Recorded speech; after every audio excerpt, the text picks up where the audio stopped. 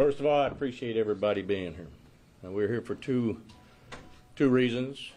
Because of a very extremely tragic incident that has occurred, but on the other side of the coin, a conclusion to that tragedy.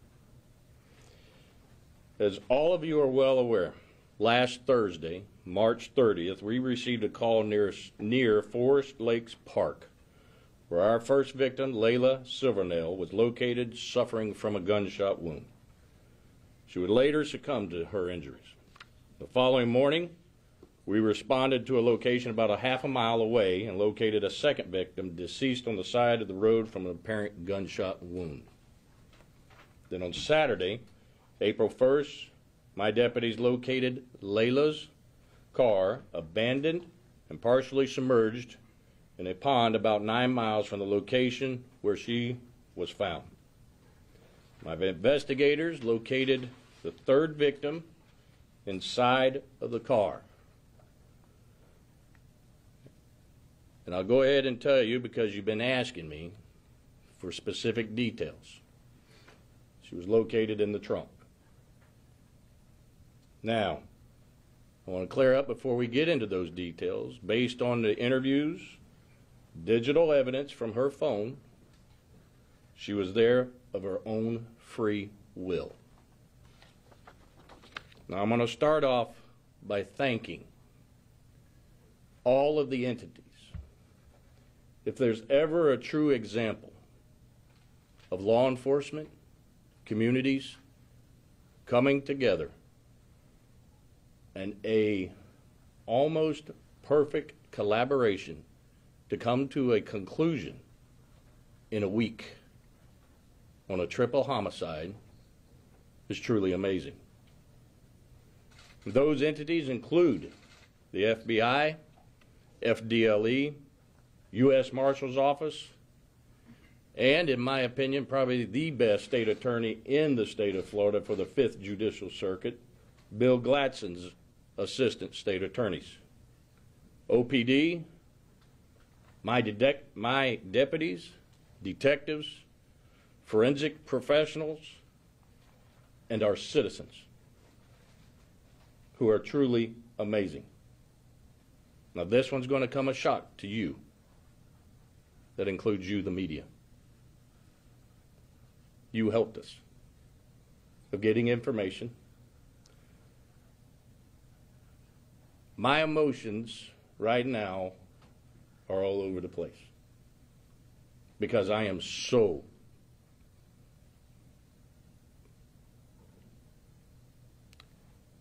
proud of my guys and girls.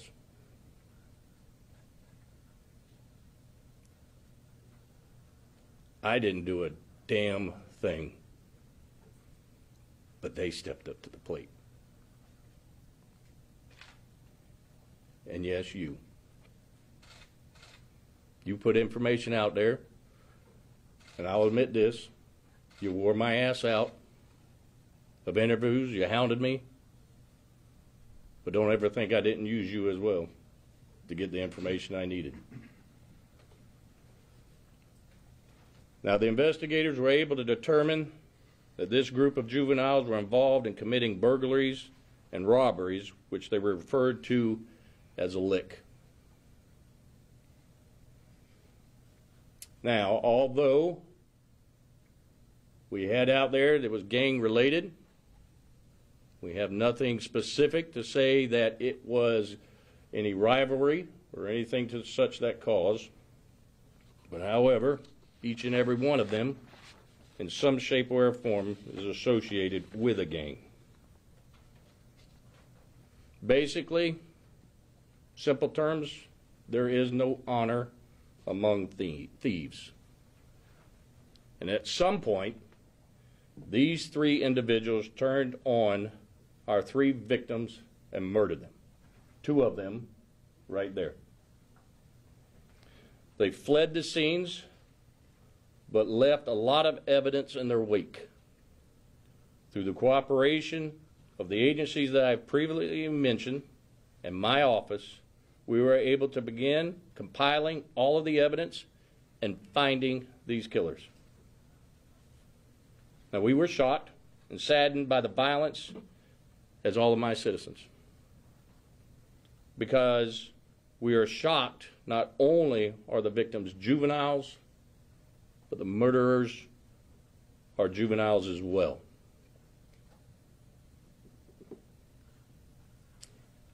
I know each of you in the media here and viewers out there probably heard us in law enforcement or even in community events talk about what is the problem.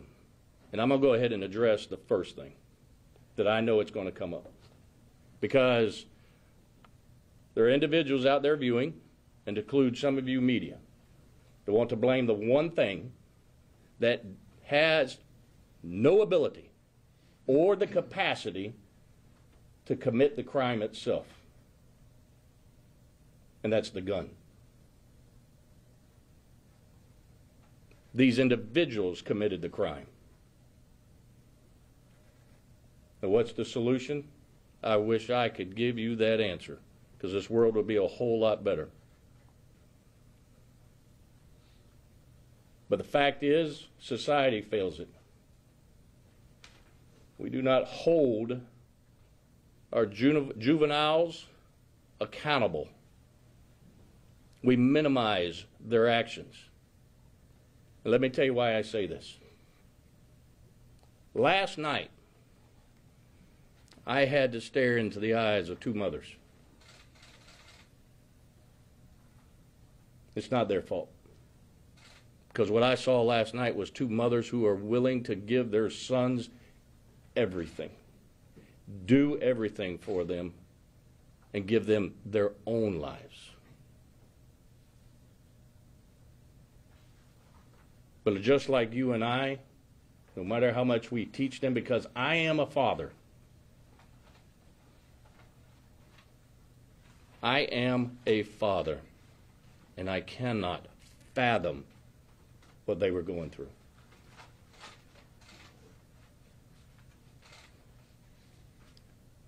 These mothers and mothers across this nation need all of your help. Because here's what infuriates me. I've got a particular media who has a problem with putting photos of juveniles out. Now, we do it what the law says we can do. Put these photos out.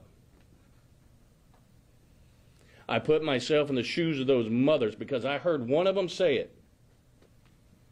I wish I would have known what this one was doing and who they were, because my kid never would have hung out with them.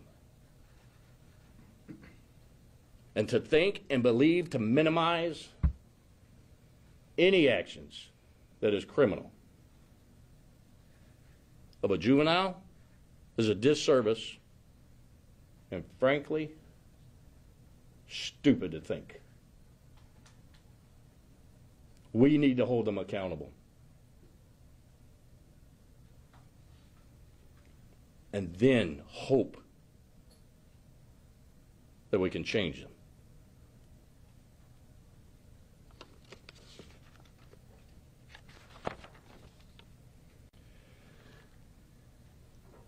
I'm not going to be able to give you everything because there is a third suspect that we were unable to locate last night. But however, you will receive, you may already have it, the probable cause affidavit that tells you the details of the events that occurred. I will tell you this.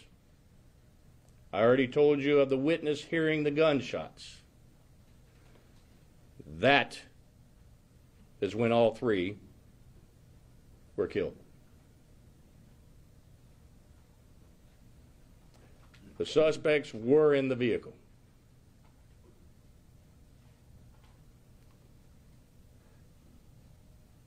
This individual, who is a juvenile also, is who we're looking for. Now, I'm talking to the viewers. Some of you know him. You know where he is. and you need to turn him in. Now, I will get him. I will find him, and justice will be completed.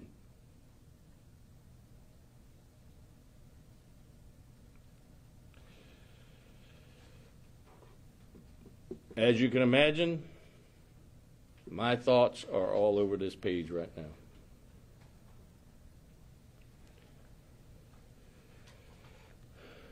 Fighting these type of crimes requires all of us to come together as a community. And Marion County stepped up to the plate. And we've been successful. Now, I know I've forgotten something, and I'm missing something, so I'm going to open up the floor to questions. Any type of motive given? Mentioned it. Robbery. Sheriff Woods. Go to her first. I want to clarify. I know you said the suspects were in the vehicle, so are you saying all 6 were in there at one time? Yes, ma'am. And so the 3 individuals, the 2 that are in custody, and this person, they turned on the other 3 in the vehicle, and that's how this unfolded. That's correct. In the commission of a robbery of the 3 victims? Not going to get into too many more of those details because of the 3rd suspect being out. Sheriff Woods, Ted Williams with Fox News. Did the suspects and the 3 dead teens, have you been able to determine how long they've known each other? Not entirely short time. Short time? Sheriff, you mentioned the gun. Do we know how the suspects got a hold of the weapon? Car burglaries. Yeah. Ain't that right? All the gun laws we got in place didn't prevent it, did it? Neither will any new ones. Because here's the fact. The bad guy's going to get a gun no matter what law you have put in place. These juveniles shouldn't even possess a handgun. But they did. And I'll go back to you, add your question. A simple burglary, as some people will say, but I don't consider anything simple when it comes to a burglary. The law allows me, I'll plaster their face up on this page, up on my page, up on media. I will hand it out if the law allows me, because parents have the right to know who their kids are hanging out with and preventing this. What did the suspect's parents say when you spoke with them about their arrest? I personally didn't speak to them about the arrest. It was immediately after the interviews in which I talked to the mothers. But really, they don't have a whole lot to say. If you're a parent, put yourself in their shoes. Holy hell. Panic. I'm scared to death as a parent. Embarrassed. Ashamed. What do you think they're going to say? Sheriff Woods, do you know if these 3 juveniles will be tried as adults? All right, State Attorney's Office is reviewing that right now, okay? So I don't want to say yes and then it turn around no, then you'll end up calling me a liar at some point. So. What does to kind of piggyback off that, so what does accountability look like for you? I know you talked about juveniles being held accountable for their actions. I will refrain an awful lot on that answer to this question, to the full extent of the law. Okay, don't take me wrong. I might be hard on people, but I also have a heart. And I've already told you, I am a father. But here's the one thing my boys know. Growing up, the freaking barber had my permission to whip their asses.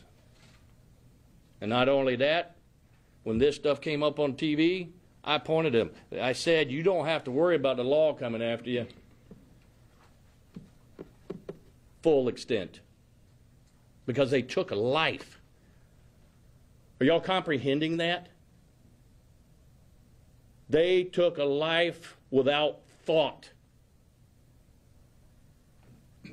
They deserved the full extent of the law. Had you come in contact with these teens before? Because I see the pictures. Are these mugshots from previous incidents? I personally haven't, but have we? Minimum contact. I can tell you right now. I know somebody over here had a question. Sure. Andy? Do I understand correctly that the 3 victims were an active part of crimes prior to their deaths with these 3? Is that correct? I don't want to give too much detailed information, okay? But let me put it this way. My dad was a fireman. Always said, where there's smoke, there's fire, okay? Folks, don't ask dumbass questions. And Andy, I apologize. But really? Do I have to spell it out to you? What do you think they were doing? They're associated with a gang. And I've told some of y'all in interviews, gangs don't go to church on Sunday and then preach the gospel for the next 6 days. They're gangs because they commit crimes. How simple is this idea? Where are we losing it? And I know we're going long, but this is my press conference, not yours. Sheriff, Yes. If all 6 were committing crimes, do you know why the 3 turned on the other 3? I can't divulge that. I wish I could tell you. I'll tell you when we get this one. Okay? Listen, I want to tell you everything. I really do. And since day one, I've wanted to tell you anything. They have had a leash on me like you wouldn't believe. Next. Let's get somebody new. Do we know the timeline of the 3 victims in terms of how they were shot? Was it all at once? And then? Hold back on that one. Hold back. Okay. You heard the bosses. Yes, sir. Do you know how they were apprehended? Were they hanging out somewhere? How were you able to catch up with them? Do you want to? Go ahead. The one subject on the previous photo, Rob Robinson, was in custody already at the juvenile detention facility. And the Christopher Atkins, the 12-year-old, we located him at his house yesterday after serving a search warrant. So they weren't on the run or anything. Were they even surprised to even see you show up? Yes, they were very surprised we showed up. Are you able to make any statements as to what they said? I'll leave that to the sheriff. No, you'll get that eventually. We told you he was in DJJ. He was arrested by OPD the next morning after the murder. What were the charges on that? I believe it was a form of a fray at the school. An affray at the school. Oh, Fight. that's what I call a light bulb coming on right there. Remember I just talked about minimizing and holding students accountable?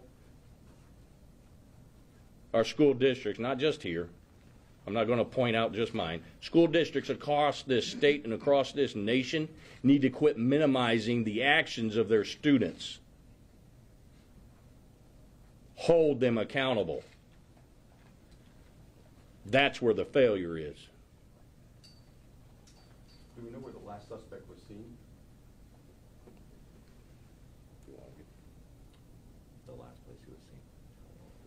We're going to hold that one. Did all 3 have guns, or was it just one gun? And which one pulled the trigger? Do we know that? All right. Some of that I'm not going to answer. Okay. Some of it I will. The one I will is the 2 confessed to shooting our 3rd victim in the trunk. How many guns?